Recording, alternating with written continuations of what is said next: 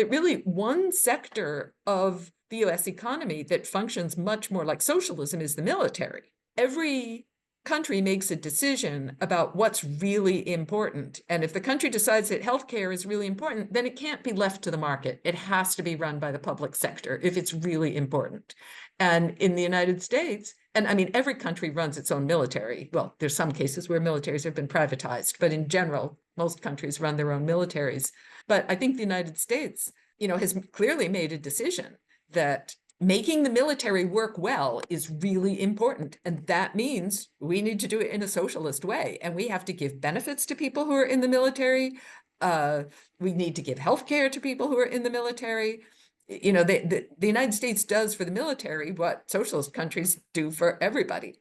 But the United States has also made it so, whereas, Japan made the decision that healthcare is really important and we're going to make sure it works for everybody. The United States did not make that decision about healthcare.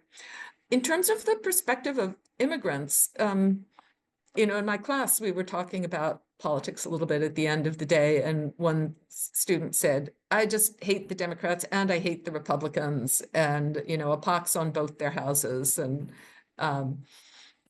then a student who was an immigrant came to talk to me after class, and he said, I was just so upset when he said that, because I'm an immigrant and I'm here with a green card.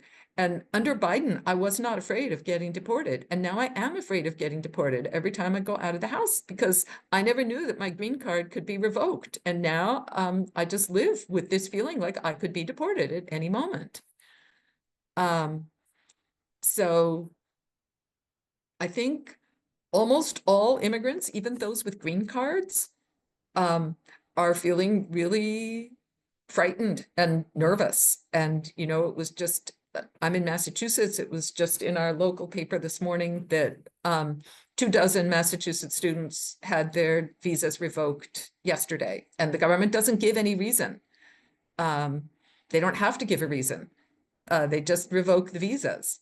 So this sort of arbitrary feeling like nobody knows what's going to happen to them. And, everybody, I don't know if you guys watched this, but here, everybody watched the video of the Tufts student whose visa was revoked and who was basically kidnapped on the street by these masked plainclothes agents who just came up to her and grabbed her and threw her in the van. And she didn't know if she was being kidnapped or who was taking her or where they were taking her. And, Tufts University is 3 towns away from where I teach. That I think there's a lot of just fear. Things people took for granted, oh, if I'm here on a student visa, and, in her case, they've sort of given a reason, and they said it was because of this op-ed that she wrote in the student newspaper.